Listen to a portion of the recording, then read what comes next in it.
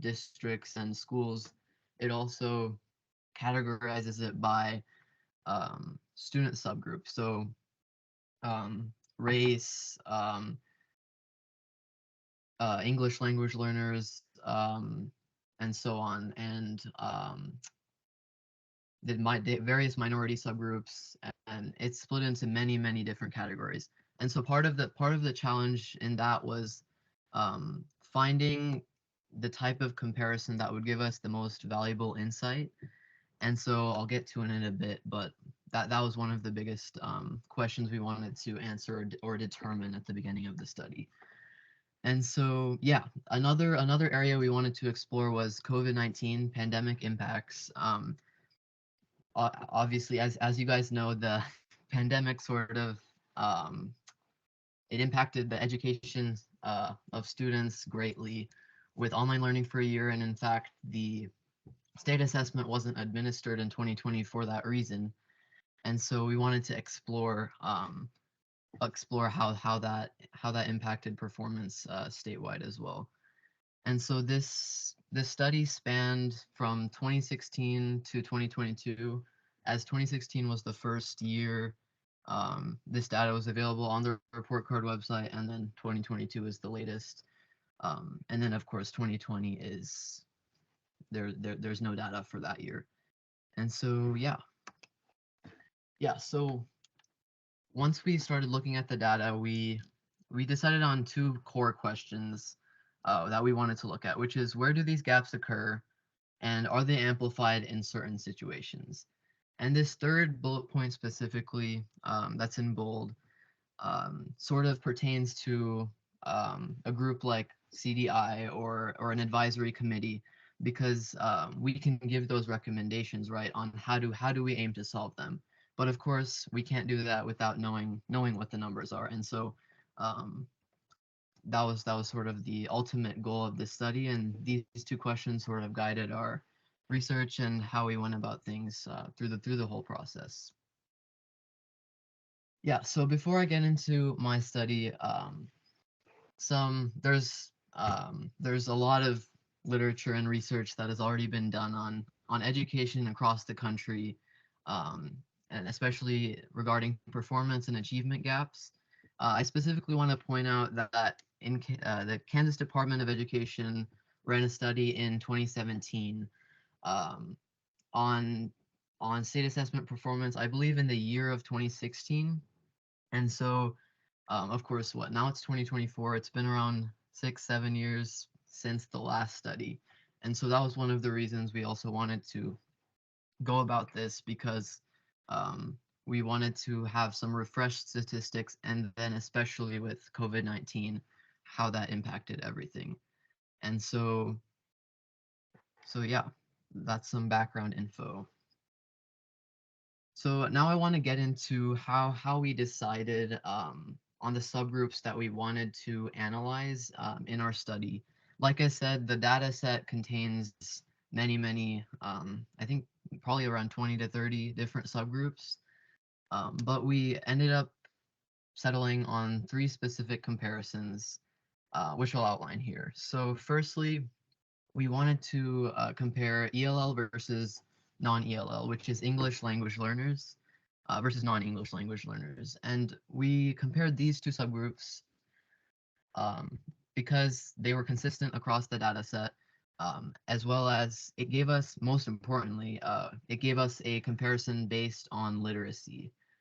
And then we also compared white students versus minority students to give us a comparison based on ethnicity. And then finally, we looked at self-paid lunch versus free and reduced lunch to give us an idea of um, how stable income students are doing versus the less stable income who need who are lower income side of the table.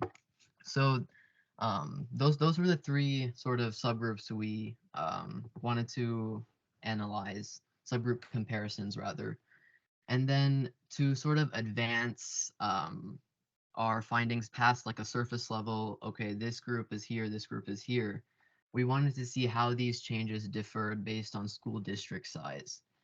And so we defined, or in fact, the state of Kansas defines sort of um, three district categories in terms of size. So 0 to 10,000 students in a district is small district, 10,000 to 50,000 is a medium district, and then 50,000 plus is a large district. And so a large district would be districts like Wichita, Topeka, Kansas City, and so on. And yeah, this graphic, this table at the bottom, that this pertains to the self-paid versus free and reduced lunch comparison. And so just as context, so in my research paper, I referenced this because this is how the state of Kansas sort of determines the qualifications for that program. So yeah, so now moving on to statistical tools that we use to analyze the data. So firstly, we used hypothesis testing, which is basically using comparing two groups of data and using an independent two-sided t-test, we would determine whether the changes between these two subgroups were significant or not. And going back, so we would test to see whether ELL versus non-ELL students are, if there's a significant there, white versus minority, self-paid versus free and reduced lunch, and so on. And then specifically this third bullet point, Hedges G is in a measure of effect size or practical difference between two subgroups. And we specifically use this measure for our size-based comparison of small districts, medium districts, and large districts, because the margins between the differences, the performance differences based on this district size were relatively small.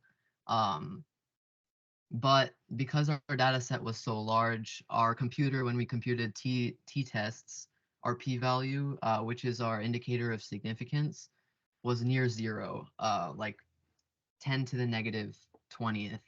And so comparing two p-values, one is 10 to the negative 20th and the other is 10 to the negative 40th, those are virtually both zero, right? And those are both significant changes. But which of them has a greater magnitude of change relative to the other? And this Hedges G helped us better gauge that. Hopefully that made sense, but yeah, just let me know if you have any questions about the data side of things. But yeah, so essentially Hedges G is for those district size based comparisons to see if there's actually a practical difference in these gaps, if there is any in different size districts, and to see if that difference is practical. All right, so now moving on to the data itself. Like I said earlier, the KSDE report card um, is a public database, and it tracks the state assessment scores for all students in the state of Kansas by school subgroup district and so on for grades 3 through 12, excluding grade 9 because the assessment isn't administered that year. And these assessments um, are given in all three subjects. I believe science is the one that's given like every other year or so, and then math and ELA are administered every year. And so how the scoring system works for the state assessment is that it's a level-based score on a 4-point scale. And so a one would indicate a limited understanding of the concepts, a 2 would indicate a basic understanding, 3 would indicate excellent, an effective understanding, and 4 would indicate an excellent understanding of the material. And that's based on the KSDE's requirements, or definitions rather, for these levels. And so how we went about extracting data from the data set, which I'll sort of demonstrate in the next slide, is using a process known as finding the expected value, which gives us an output equivalent to the mean.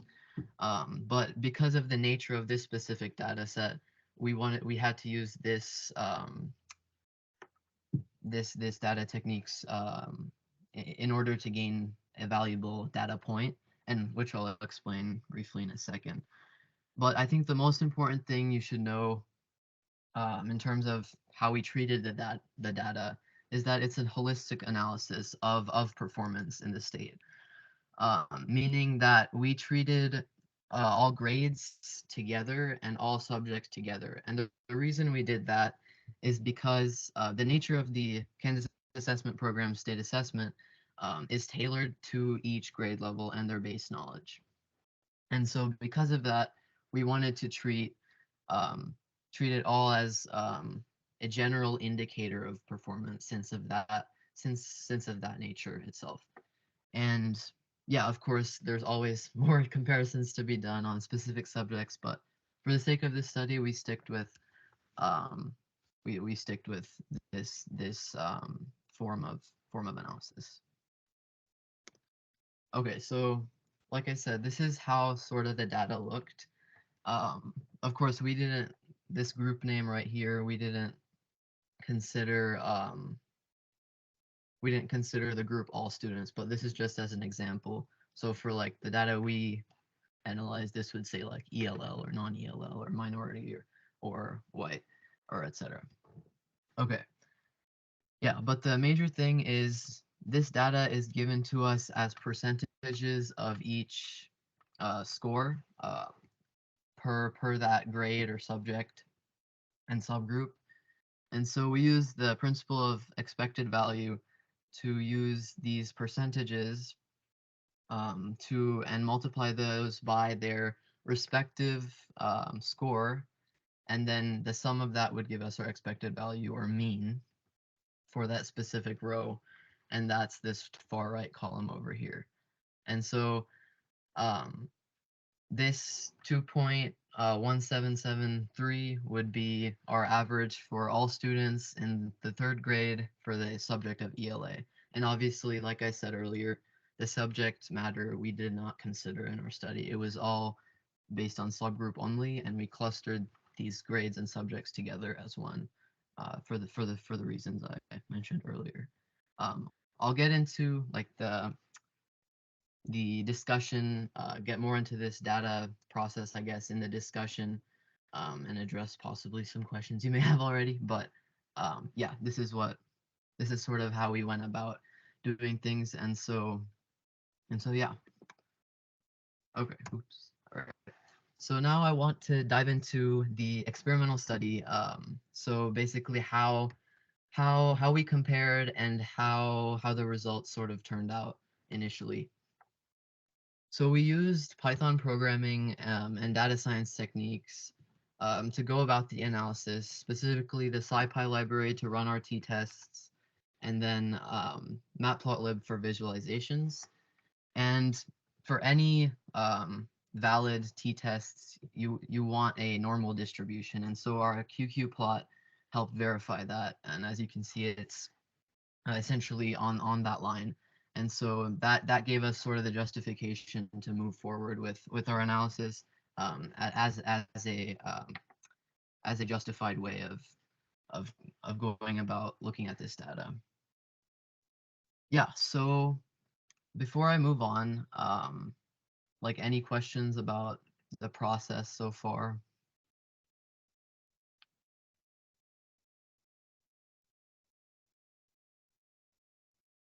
Oh, okay.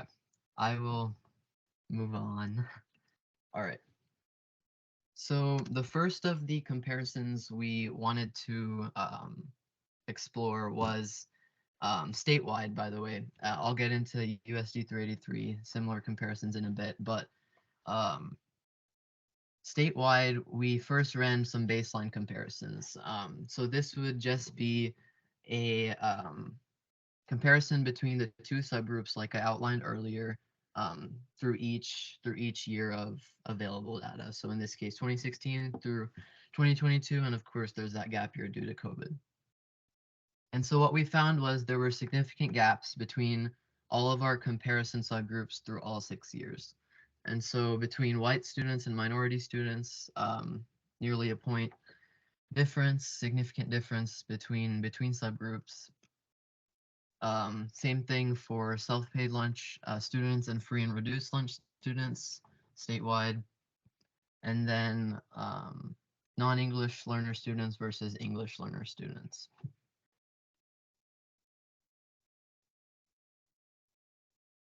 And this is sort of a busy table, but just for the sake of justification, I wanted to include this. But essentially, we got all we determined that all these changes between our subgroups by year were significant um, through our t-tests. And I guess I should note that each one of these points, for the sake of visual clarity, I guess we didn't include like a sort of I guess a box plot or box and whisker plot in a sense for each one of these points. So notice or note that each one of these points encompasses a whole subgroup or probably 100 to 200 data points. But yeah, for the sake of um, visual clarity, we just kept it this way, and so that's why we have our table to verify our findings and our data for our baseline comparisons. Okay, so our next step was to dig deeper, and like I mentioned before, this was looking at the same comparison subgroups, but based on district size. And of course, small districts was 0 to 10,000, and then medium is 10,000 to 50,000, and then large is 50,000 plus. And what we ended up finding from these comparisons is that the gaps in performance were larger in medium and large size districts, and this was consistent for across all subgroups. ELL versus non-ELL, minority versus white, and then um, self-paid lunch versus free and reduced lunch.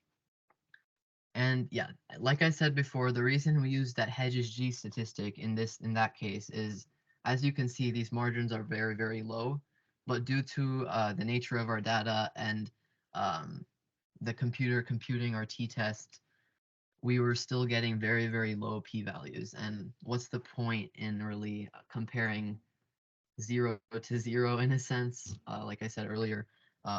So which is why we performed our Hedges G calculations, and that's what really told us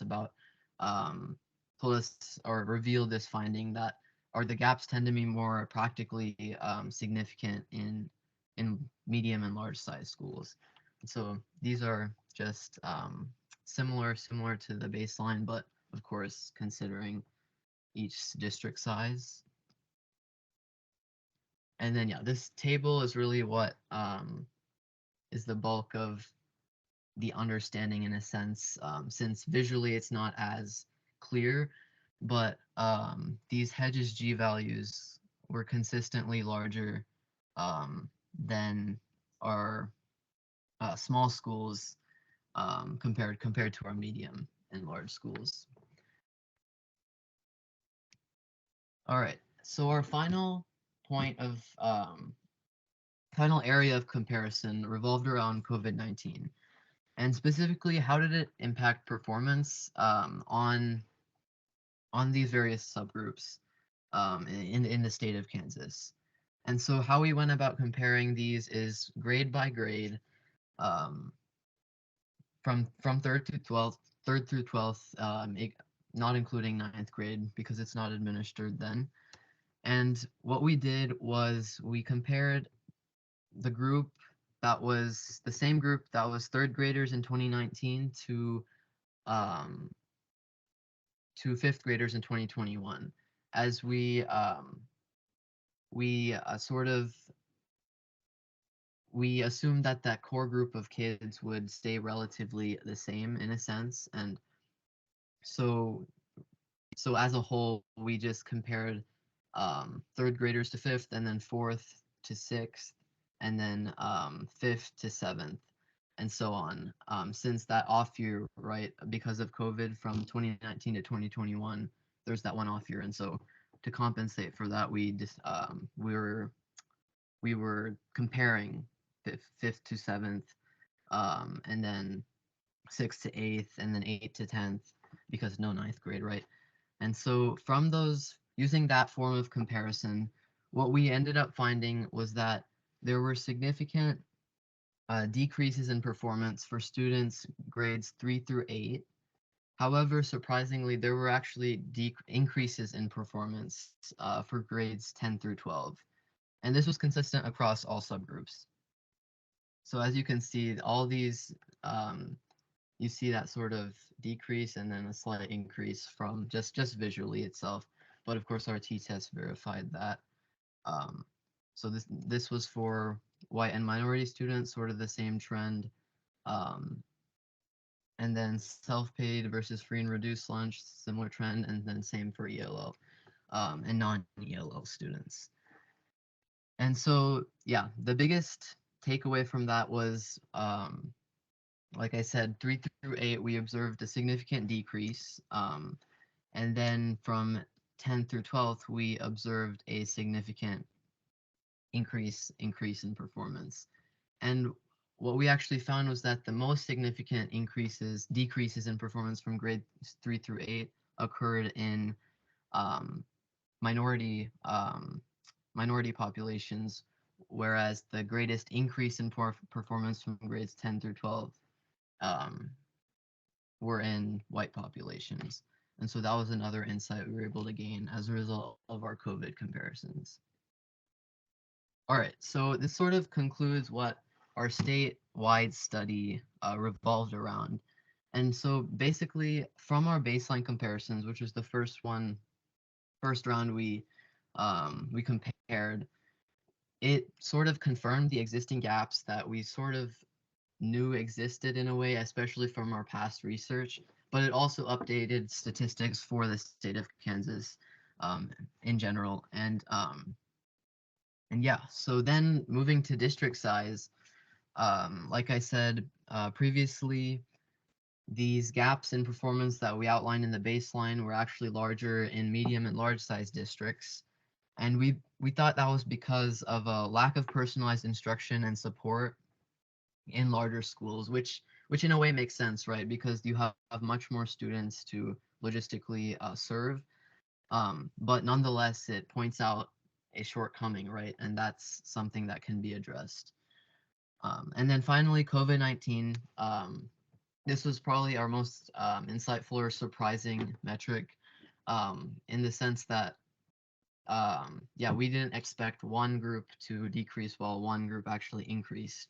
And so we thought the reason 10th through 12th graders saw that increase was because they sort of have a larger base level of knowledge, especially with um, that there being that gap for ninth graders. They've had sort of 2 years of instruction in between that. And so they've already had a decent amount of solid information and conceptual knowledge. Whereas third through eighth graders, they're still developing and need more support in certain areas. And obviously, that wasn't as adequate as needed over the pandemic and everything that came with online learning.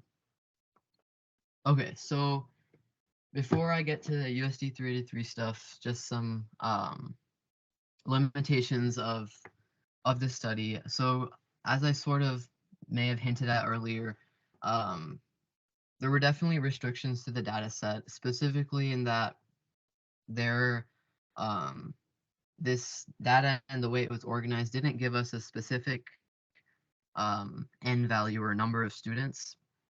And so we didn't have a data log for every single student in the state of Kansas.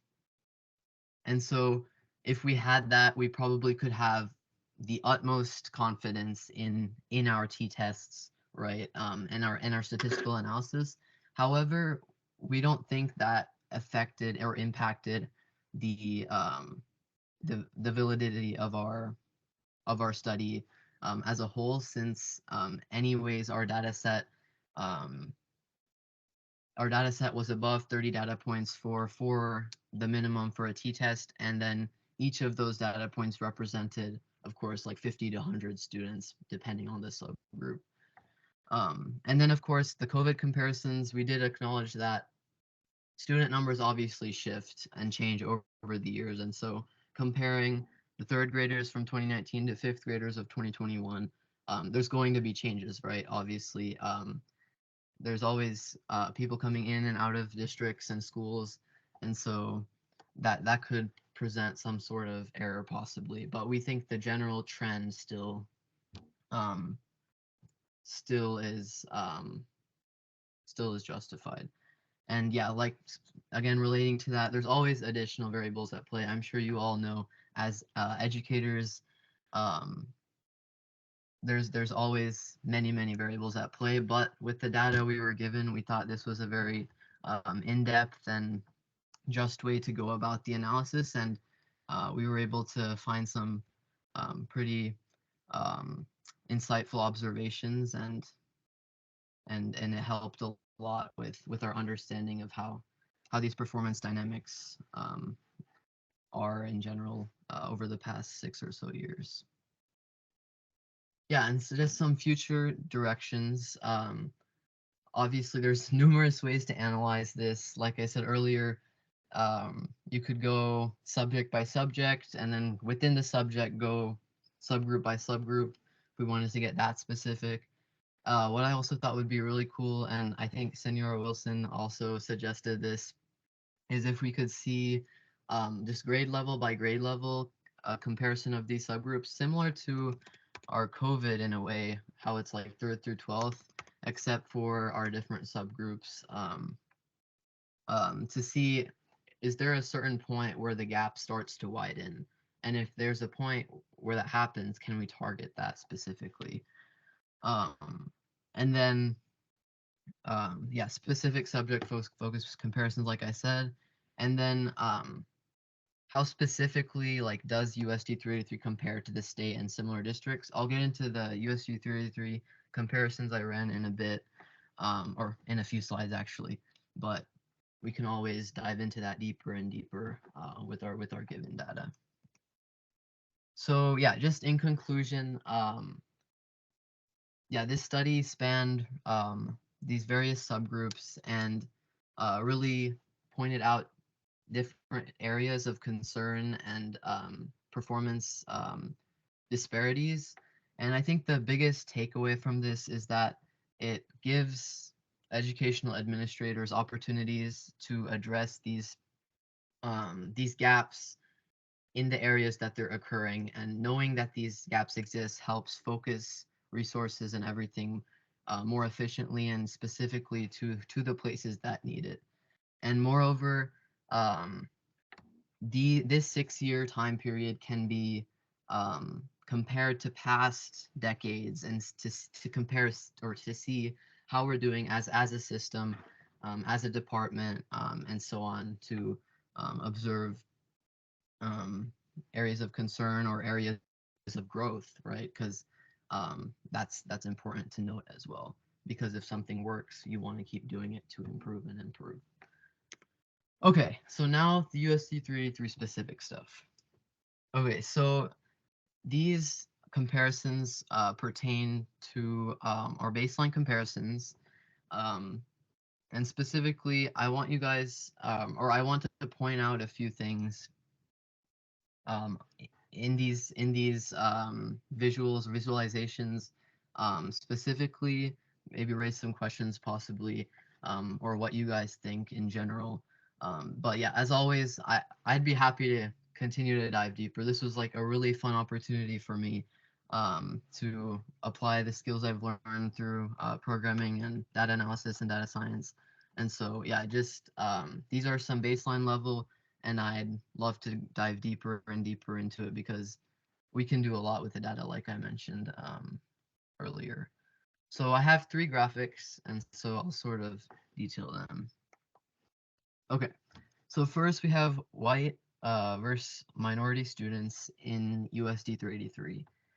I want to specifically point out 2018 because if, as you can see, there's definitely a closing of the gap in that year.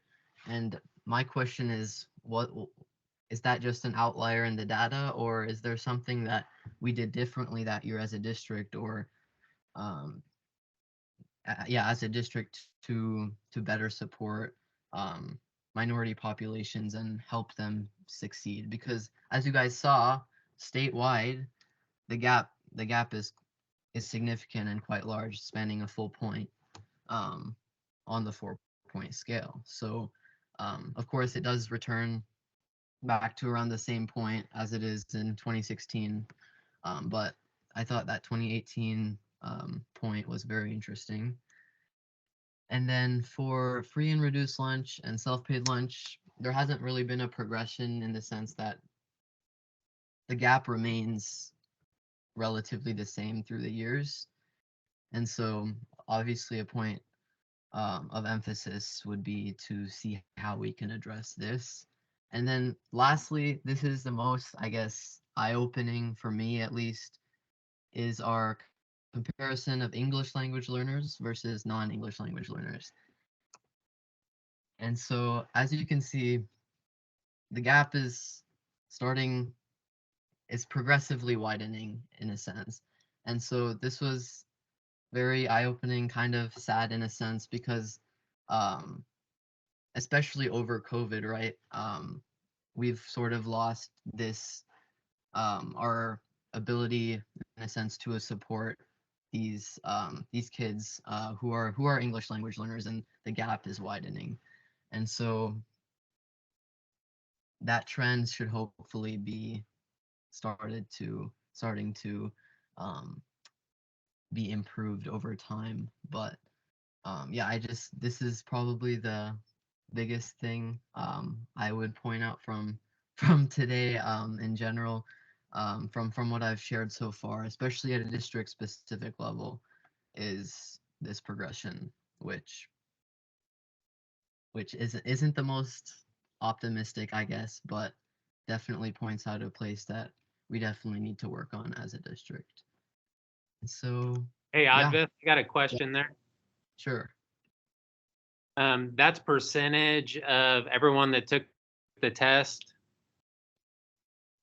not accounting for how many took the test, or does how Um, many take the test come into play? yeah, so this would be just the average score Okay, of those students that year. Yeah. okay, great, thanks. Yep.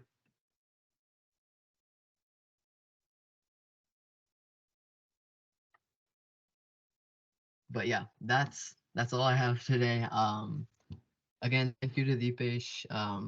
He helped me a lot through this process, making sure I was doing things right, and guiding me along. And then thank you to Suzanne again for giving her insight on this project, and allowing me to present today to you all. And then thank you to Dr. Wade for his help in that process as well. So yeah, open to questions now, I guess. Well, first of all, Advent, thank you. You did an enormous amount of work and you put tons of time and energy and thought into this. Um, and I'm sure it's been valuable for you, but I think it'll also be really valuable to us. And so thank you for your work on that. Really, really, thank you. Um, Thank you and so it'll much. probably be a springboard for more, so brace yourself. Yeah. Yeah, Yep. outstanding job, Advith, outstanding. Thank you.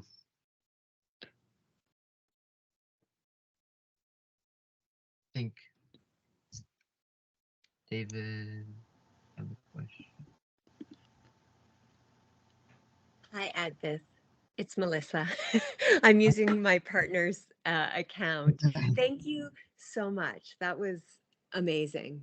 Just like I'm so inspired to see the high school students and what they're doing. It's really great.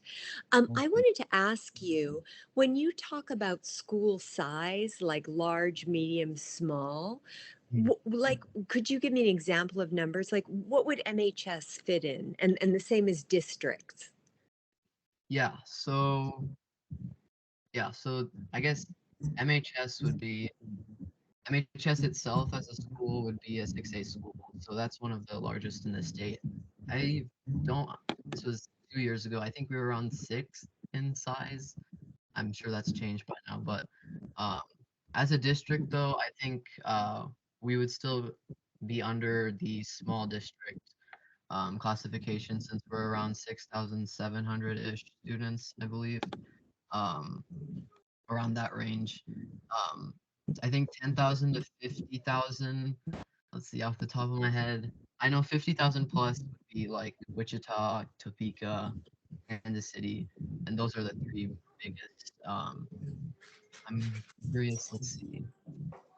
10,000 to 50,000 would be sort of in between, maybe like Dodge City, maybe, or It'd probably be your Shawnee Missions, your KCKs, Olathe, yeah, Lawrence, Salina. yeah. And Um, so Advith, we're seeing in a school like MHS the sort yeah, of numbers and disparities of a large high school.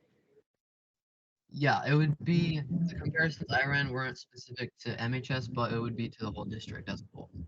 Okay, thank Yeah. you. Yep. Advis, do you think there were some areas that we needed to look at? Like, were there any categorizations that were maybe left out of some of the statistics? Yeah, I think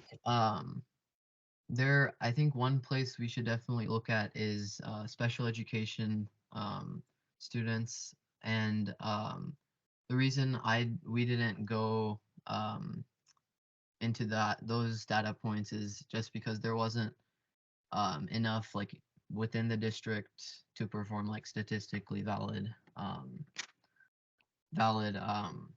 analysis, but and that's also because the nature of the data wasn't given student by student, and so we couldn't have it was given by subgroup and grade, and so that of course sort of lessens the number of data points in general, and so we yeah, that's why we didn't focus on that. But um we should I thought we should definitely need to focus on that like on a district specific level.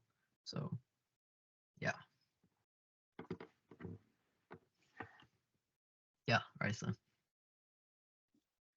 Did you do any work with looking at specific subgroups versus just like white versus minorities? yeah, like in the district or Yeah. yeah, so yeah, that's what the towards the end I think I went over the yeah, white versus minority student comparisons.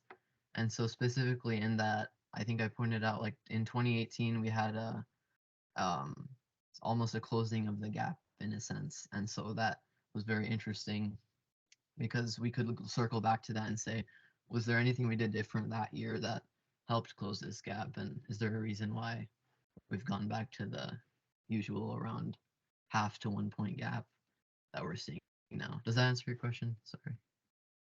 I meant like between like indigenous subgroups and like African Oh, American. okay. Yeah, yeah. Yeah. Oh, yeah, yeah, for sure. Yeah, so definitely another future thing would be like specifically diving into each subgroup and almost in a sense comparing each one and seeing which is falling furthest behind, and so that would also help to even target more specifically certain minority groups. And I guess I forgot to say this in the presentation, but minority spans in the data set it spanned African American, Hispanic, um, Asian, Pacific Islander, um, and um, and multiracial students. And and then statewide, there was also an indigenous subgroup for statewide. But like on a district level, I think we don't have enough students to like qualify like for them to track that data because I believe it's like under 10-ish students maybe or 20 students or less in a subgroup, they don't count that data. So yeah. 30. 30? 30. Okay. 30 Gotcha. in a grade level. That's a lot for some of those subgroups. Yeah. Does that answer your Agnes, question? do you have the machinery, and would you consider it wise to look at overlaying some of these categories with one another? What I mean, for example, to sort out when you're looking at ELL students and how they're doing, sorting how many of those students are also free or reduced lunch or not. And similarly, the same thing with ethnicity, and sorting out their their economic situation essentially. And I ask that because, of course, as we all know, in our town, um, there's there's a ton of diversity that also comes from the university. And also, just because you're affiliated with a university does not necessarily mean, despite what we might assume, doesn't necessarily mean prosperity. Um, so I would just be curious to see, if it would certainly be useful to know. And have you thought about that? And do you have machinery to work that out? Yeah, for sure. Yeah, I think that's something we definitely wanted to look at. But with the KSDE report card data, because it's like sort of broad per subgroup and grade, we can't like see um, overlapping classifications for subgroups within that data.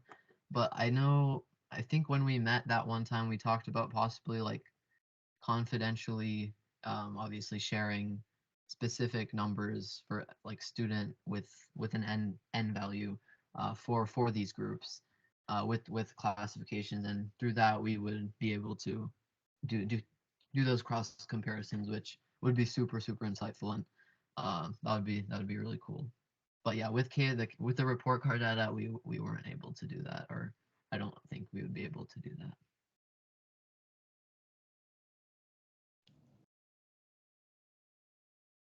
I think, just to catch anybody else up that wasn't part of those early meetings when we first launched this and discussed this, that was something that we talked about with Marvin to see what data the district could provide, but then to, um,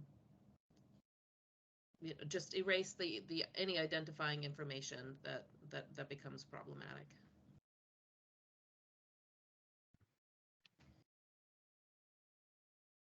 Yeah, right. So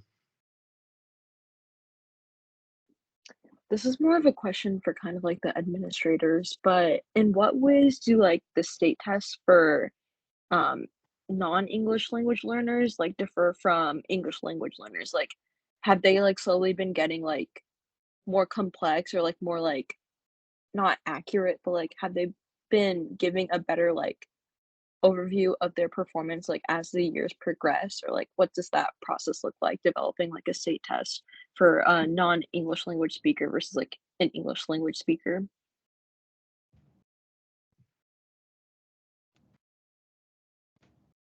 Nick, do you know anything about that? I can give it a stab, but you may know more.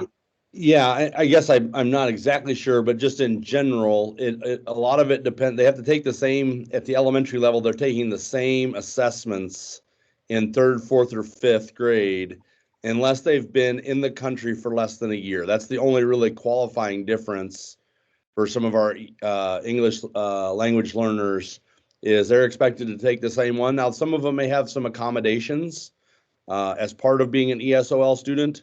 But in terms of differing tests, they're taking the same tests unless they've been in the United States for less than a year, and they might have some accommodations. So in terms of what different test there isn't one. It's the same CAP test that all children take in third, fourth, and fifth. So that's the answer in elementary. Yeah, and that's the same in anywhere. So if you've been in country for a year and didn't speak a lick of English when you came in, you're taking the same test Advith and Reza are taking this year too, which that's why I think something internally we can look at is that mobility rate when people are moving in and out and how long they have been here. And that's why I ask about numbers, because I don't know if it's true or not, but we can try to find out. If it just does seem like COVID, we've been adding more people that didn't have any English whatsoever and just adding them on a consistent basis and seeing that number go up. And then when we test them a year later, I know that could contribute somewhat to that. But I think this is all fascinating, absolutely fascinating. I think it challenges us to take the individual data and work with that as a district too, because I think there's some things you won't be able to do from those Kansas report cards. But we can work on a lot of those things too, because we can track you, all the way through the system and kind of take some of this work and apply it to something that we can use internally. So, but yeah, as far as the tests go, that's been something I've advocated with on the state level. That honestly, I don't think it's fair. It's not a fair position to put a student in to, hey, you've been here a year, here's the same test everybody else gets. And there's somewhat, then they get their score back. And guess what? They didn't do too well. And what does that do to their esteem moving forward? I thought I was doing good. I'm working with my people. I'm making great progress. And then boom, I hit a 1. And that's not good. You're just setting up kids to fail within that system. So I've kind of piped up on a statewide level. It hadn't done any good yet, but I'm going to keep piping because I just think it's the right thing to do. Because I've stood before the State Board of Education before and basically said some of the rules they have in place for when and how we test kids are really unfair to those kids. It puts them in a no-win situation. And I care more about that than I do about the school or district taking a lick. I hurt way more for a kid taking an unfair test. Yeah. And I think just to add to that point and kind of piggyback on what has been mentioned is there's a learning curve, and there's research out there that'll tell you there's years that it takes to acquire conversational language, academic language. And so to think that even 1 year makes up that gap when so much research out there tells you, you're learning in your native language, but you're also learning a new language, and to be able to transition those pieces over do make, like Mr. Reed said, for some really unfair, challenging situations for kids taking some of our state tests, but it is the same test. Yeah, and this is sort of anecdotal, but if you imagine, especially for a subject like math, a test in English for an English language learner in math wouldn't accurately measure their mathematical knowledge in a way. So I don't know, that's just possibly something to think about. Yeah, I'm going to jump onto that too. Something we've asked that question a long time before, and I'd say a better example is science. So science vocabulary is specific vocabulary. When a student doesn't do well on a science assessment, is it because they don't speak and understand the vocabulary in English, or is it because they don't understand the science skill too? And the same thing can go with math. Are we assessing math, or are we assessing language and reading? So I think those are all fair. I see Senora Wilson nodding along with me. If she's feeling me, I think it's an accurate thing.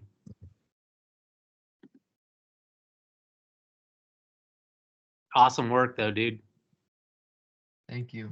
You're a dude in the words of Coach, that's what he would call you. So that's what I'll call you. That's the highest compliment in Manhattan, Kansas. Oh yeah. Yeah, dude. Advent, I just have another question. I'm wondering about students who don't conform to gender binaries, and if there's any metric in place to see where they're at, because nationally we know that particularly in high school those students end up being left behind. I'm just curious about that. Yeah, I think actually not sure if that's in the report card database um, itself. I can definitely look to see, especially recently, uh, um, if they've included that metric yet. But I'm not sure about, yeah, statewide if they have that. That might be something to think about, right? An option for students to voluntarily self-identify. Yeah, for sure, for sure. I think that's an interesting thing. Most of the time students don't enroll themselves. So a lot of this data is being pulled from, so the assessments are, the schools are entering that information, but the categorization is happening. My understanding was it's happening at enrollment. So parents are enrolling their kids just like we all do, online, or they show up at the school. And so that information that's collected is based on that. Yeah. So parents may or may not want to enter that information.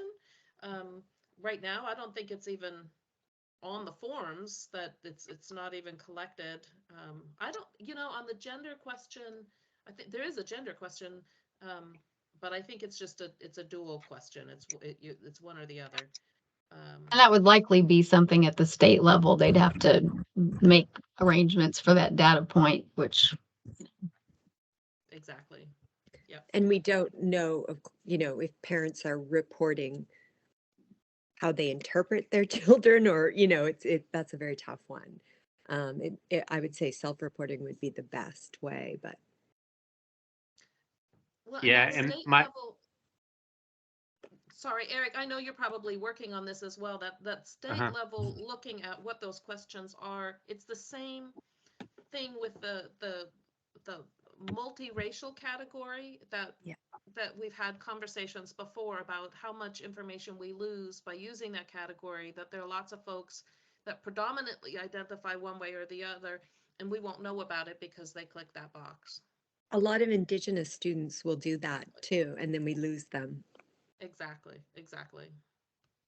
Yeah, we're reaching out to that group specifically to try to get them to mark that box, or at least consider it. We always leave it up to the person and the family. I think Jenna has her hand up. Hi, I'm Jenna Middleton. I'm brand new to this group. I'm a parent in the district. And so I may have missed this because I think, not to switch the subject, but this is probably more internal data. But I'm also thinking on the other side. So, we're talking about where gaps are for our minority students and low socioeconomic status. I'm interested in finding out too, on the flip side, how many of our minority students and low socioeconomic subgroup students are in like the accelerated classes, the AP classes, how many of them are leaving the high school with college credits versus maybe white students, or the non-low socioeconomic status. So I think that's something, and maybe it's something this group has already considered and looked at, but as a parent of minority students in the district, that's something that I'm interested in knowing too, because that's something that we should be encouraging for it to be more proportionate versus disproportionate.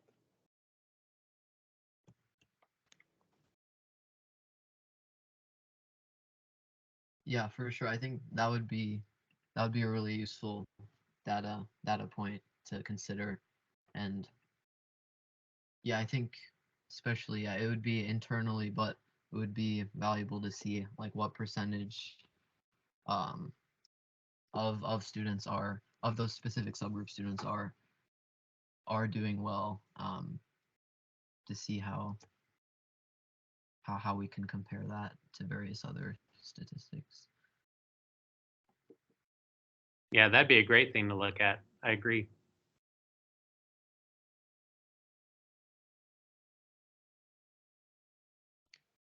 Any other questions? I don't see any in the chat, and I don't see any hands up. Okay. Advent, thank you again. Woohoo! From all of us, thank you. Thank We you guys. appreciate you. Thank you. I hope you saw that Eric started a recording, and so this is being saved for posterity, and you won't have to do it over and over and over and over and over again. Um, but certainly there's all kinds of interesting other things to explore, and we can have another conversation at some point about maybe what might the next steps be to dive deeper, where the, you got lots of feedback from the group today, and how, and then there could be another conversation about how you're going to get the data you need to be able to do some of that work. So that's exciting. You are now what grade? How long are you going to be here? Because I'm pretty sure you're. Adding rounds. I'm a junior, so I have 1.5 more years. Oh, we better get crack-a-lackin' then. Okay. Yeah, Okay. I'd be happy to crunch numbers whenever, though. Okay. Yeah. I think we have that on recording. Thank you. Okay. Yeah. I really appreciate it, Advent. Thank you. I know we all do. That was really, to use your word, insightful. I think it's something, lots for us to think about and lots to consider. We have about a little bit less than half an hour. We have about 20 minutes or so left. So I want to pivot for just a little bit of time and remind everyone that I sent you all an agenda. I think I have it somewhere. I'm going to give Eric a chance to share anything that needs to be shared, that he would like us to know about. And then I want to walk through very quickly the groups, because every year we give a presentation as a committee to the Board of Education. And so here, just in a second, we want to consider what all it is that we need to share with the board about what this group has been thinking about, working on, considering, just so that they know what we're up to. So Eric, do you have anything before we move to that? Anything that you want to share with us? Nothing specific outside of on that meeting. I talked to Suzanne this morning. We're trying to keep those presentations at a reasonable level, but also if there's additional information or specifics about it that you can provide in writing, we'd love to make that part of our packet that our board members can read in advance, and that may spur some questions for them. Instead of trying to have a 45-minute presentation, having a 10-minute presentation with questions on the stuff can be valuable to our board members. Yeah, I guess the one thing I could say is we had a district level admin meeting yesterday, and since we're going into hiring season, I made sure to do my plug to make sure we're looking for the diverse candidates, making sure we're trying to bring those people in, hiring the best candidates, but make that as broad a range as possible. So really tried to make that a focal point before we get into big time hiring season at the 383.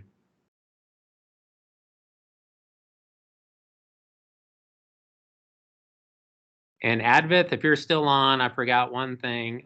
Can you go ahead? Can you send that stuff to me and Mrs. Teedy? Is that possible, sir? Yeah, sure. I'll send you the paper, since that'll go in fully in depth. Yeah. Perfect. Thank you, sir. All right. Yep. And if you're doing that, can you copy me too? Sure. Thanks. Okay. Okay. So, can I share my screen here for a second? I know I can. Okay. I'm going to share this with you guys real quick for a second. Let's see. This is the report we did last year. We went through lots of information that was just a reminder to the board of just some basic overview of CDI. And I think we can probably skip a whole bunch of that. We walked through each committee's subcommittee, each team. These are some of the cool slides that came from Northview. Thank you, Nick.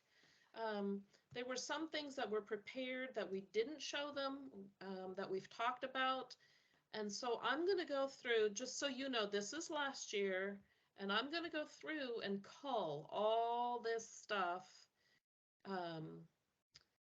and send to all of you a draft. Do you guys remember this?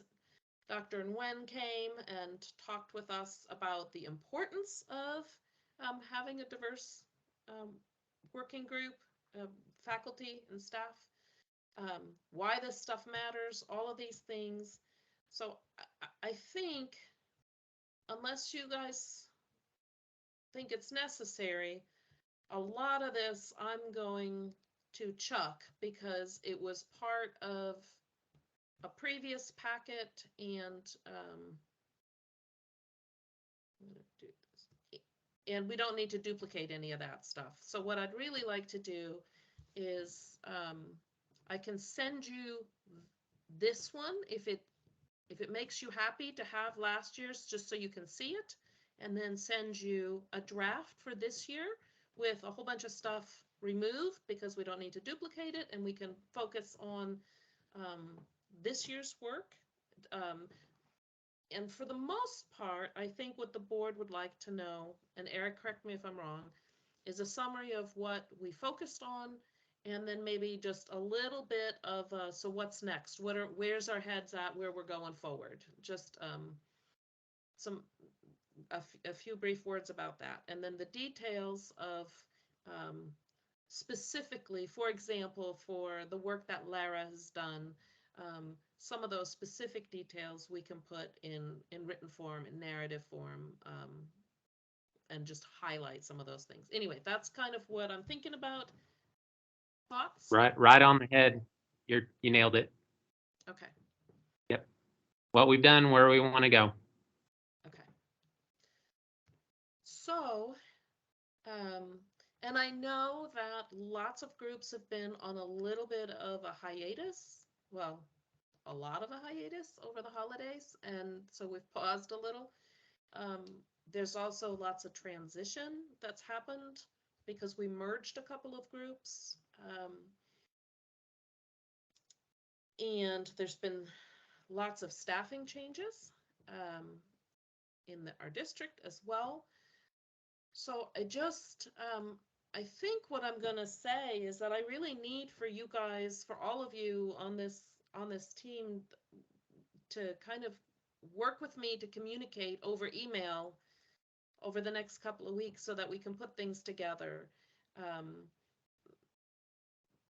kind of refresh our memories, go back through our notes, refocus, realign ourselves, and get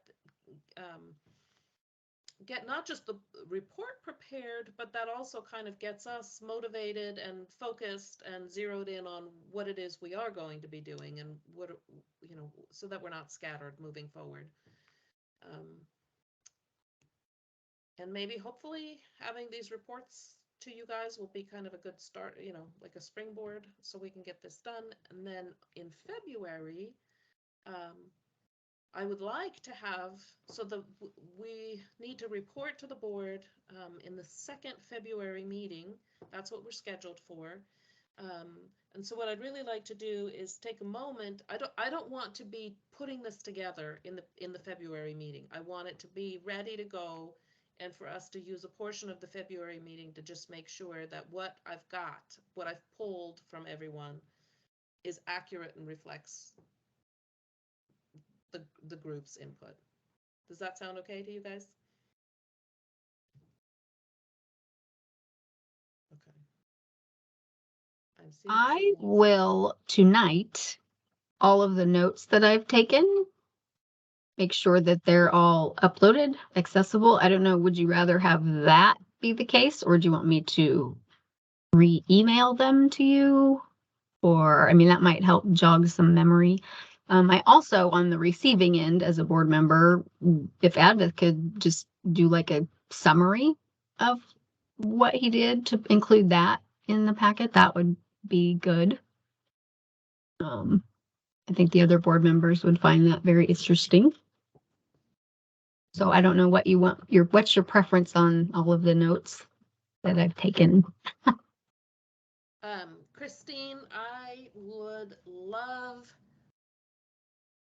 if you're willing to just stick them in some emails, that would be great, because then they're easy to grab. Okay. And you I'll know do that what? tonight. Thank you. I really appreciate that. If you want to, the email that went out today about this meeting that had the email link, if you just like reply all to that, then everybody has them and can look over them, and it'll just jog everyone's memory. And I can, you can also upload them to the drive, or I can stick them in there, but having them in email form just, you know, it just makes it a little easier to get to them. Thank you for that. I appreciate that. And I know Rachel has collected a whole bunch of stuff as well.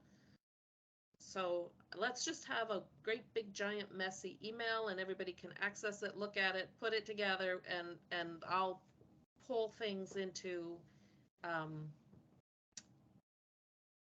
PowerPoint that we can update, and yeah, we'll go from there. I'll wait for your notes. I'll send that PowerPoint stuff. Hopefully I'll get to it over the weekend. I do want to put a quick plug in. This weekend is the MLK Community Celebration, the Manhattan Community Celebration. That's going to be at the Art Center this weekend on Saturday from 2 to 4. There will be a speaker, and the kids' artwork will be up, and it's going to be up. Stricker Nelson West actually framed the kids' artwork and is matting all of the essays that were submitted. So those are going to be up all through the gallery for a month. So that's pretty cool. So keep that in mind. Okay. Are there things from each committee, just quick, short, and sweet, any updates that we won't see yet in any notes, or that we need to, or any things that have to be collected or done? Can we just do a quick round robin, couple minutes tops per group? Melissa, do you want to start off?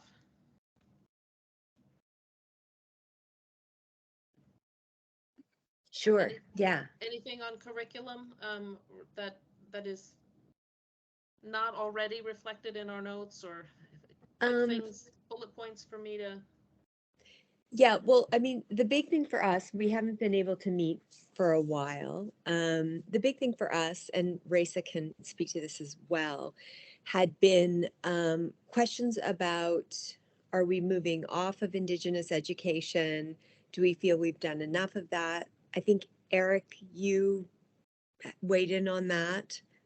But also, what other groups do we want to look at? And also the impossibility of siloing groups and things like Black History Month, like every day should be Black History Day, as far as I'm concerned. So working with that. And then I do have all of the handbooks that I got from the Kana'i meeting for Indigenous education all over the different states. And I could report on some of that if that would be of interest. Sort of, there's themes running through them.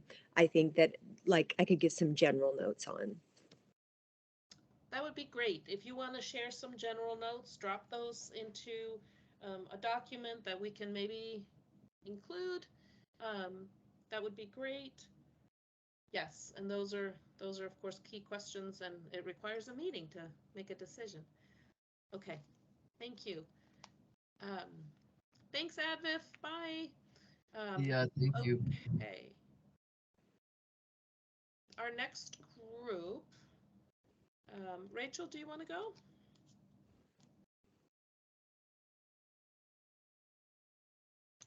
Yes, sorry, I was trying to get my mouse and I could not get it. So I actually just finished right before the group the calendar. So I took all of Doug's amazing, wonderful hard work from last year, and I went through each one of those points and change dates if they needed to be changed. So I will get that out to the group when this meeting ends, and then we can kind of look at it, see if we're missing something, if we need to add things that maybe have come up that haven't been in the last couple years, that kind of stuff, before we send it straight to Michelle and Dr. Goose. But I I am happy that I was able to get it all done and it didn't take that much time. And so Risa and I, Adbeth, we need to get together to figure out where we're headed for the calendar social engagement group from there. But that's the update I got. Thank you. Who's here from the RHR team?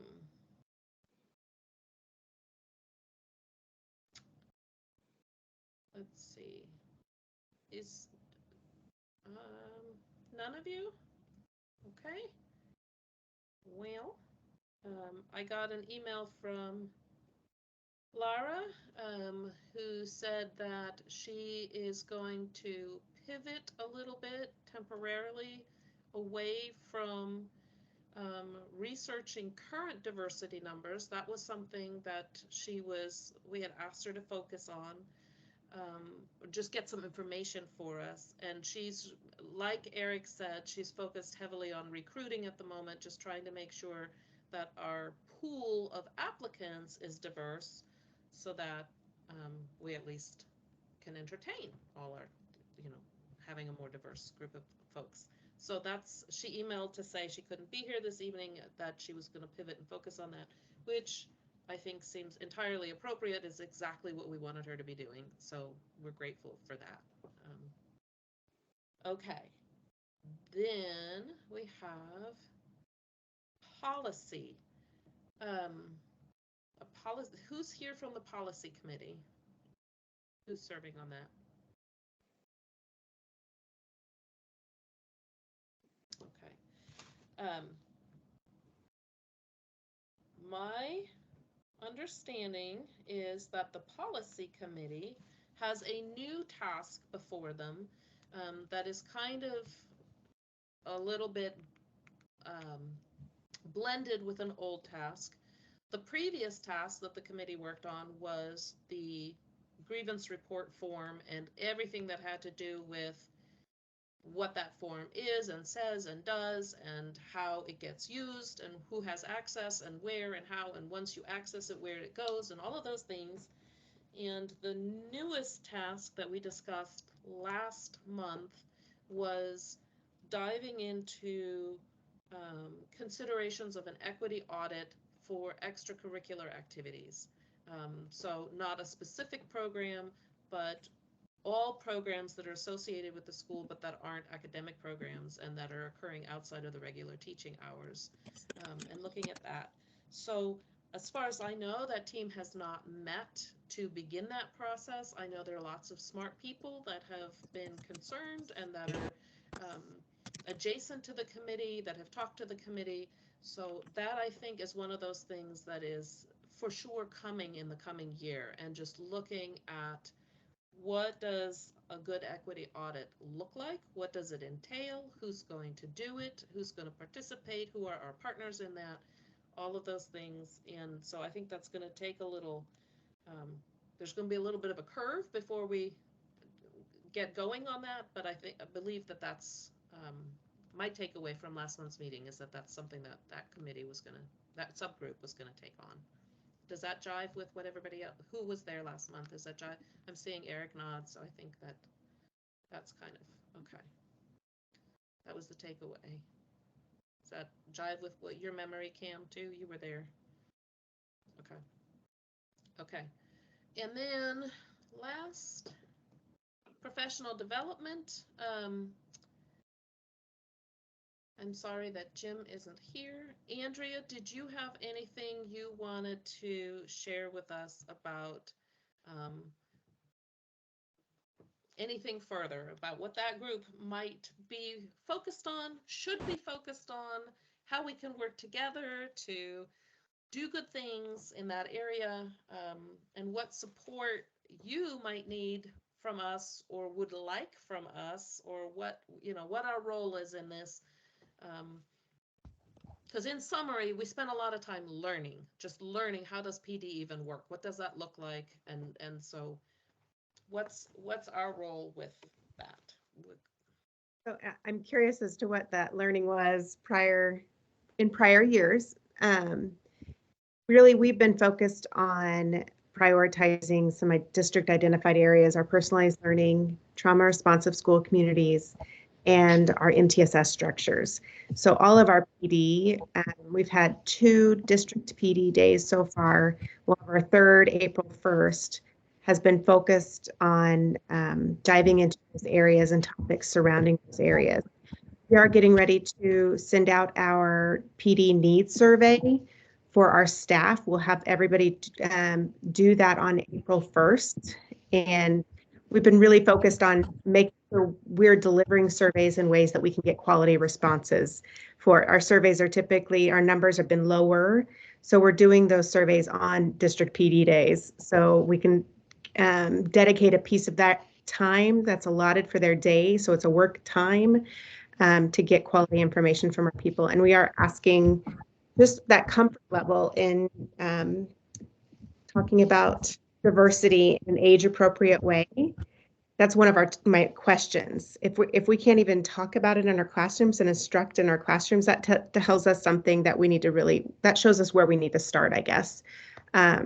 We have a lot of state requirements, a lot of changes at the state level that connect with compliance and accreditation. So we're trying to just balance all of those pieces. I've been really pleased with the shift in our professional development, and we've gotten some really great feedback from people. So we're just hopefully going to keep getting better from here. I'm going to add on to that too, just from conversations with Mrs. Teedy. So another one of the areas of emphasis moving forward through our accreditation process and also the state is literacy. Advancing our literacy training amongst all grade levels, that it's not just elementary, it's content area, it's everything. Where can we focus on literacy? And I say that and highlighting that literacy PD. For that slide he showed about the ELL learners and the gap there. That's where literacy comes in. That's where literacy in every class, when everybody sees themselves as a better reading teacher, I think that's where you address those type of things. And if we're not addressing it across the board and we expect the English teachers to make up that gap, it's not going to happen. So I'm kind of excited about the literacy focus that I see out of our people wanting to move forward, because I think it can help with that type of situation. Okay, thank you for that. I appreciate that. And Andrea, I understood. I think at the board meeting recently, someone mentioned that Chris Blanton was one of the speakers. I've had numerous conversations with Chris about the way in which his presentation does not focus and single out diversity as a topic or issue at all. However, the strategies for how to understand what is happening in a child, those strategies are inherently diversity sensitive. And so I can't say enough about how valuable the information that he has is, and if that is blended even just a little bit, and he's completely capable of doing this, with empowering teachers and coaching teachers and everybody else to ask themselves the question, what else is going on here, right? Like his whole teaching about the crisis path and all of that lends itself to ask yourself the question of what's happening with this child. And so when we talk about being sensitive to the diverse needs of kids, he provides a pathway to get at that issue without calling it, we're going to have a DEIB sensitivity training kind of a thing. He gets at the same exact thing, and he gets at it from a very, very practical, immediately accessible way for teachers. So I just think that that's super valuable, and the more you can spread him around everywhere, the better off we'll be. We've been really fortunate to host a lot of behavior sessions, and those are our most attended sessions too. Teachers are craving that information. That will continue to be an area of focus for us. Yeah, Chris does a great job. And that explaining the crisis cycle, I think if every human understood that, we'd be in a much better spot. For sure, for sure. Okay, well, you guys were 1 minute over. Is there any last minute thing? Otherwise, I'm gonna say thank you all, and let's take the notes, share the notes, and then communicate over email. Is last chance? Anybody have anything else we need to add or share? Actually, I have one more thing. So I was looking on our page, and Michelle did take down the link to the Islamic extremist group. So good job, Cam, for catching that. She Okay. emailed me like 4 minutes later and said she was taking it down. So Okay. Thank you all for being here. Thank you for sticking with it and for putting energy and passion and resources into and time into being part of this. I appreciate you all very, very much. I hope you stay warm and safe, and I'll see you all on email and see you on hopefully in person in February. Okay. Take care, everybody. Thank you so much. Bye. Bye. Bye. Thanks, Suzanne. Thank you.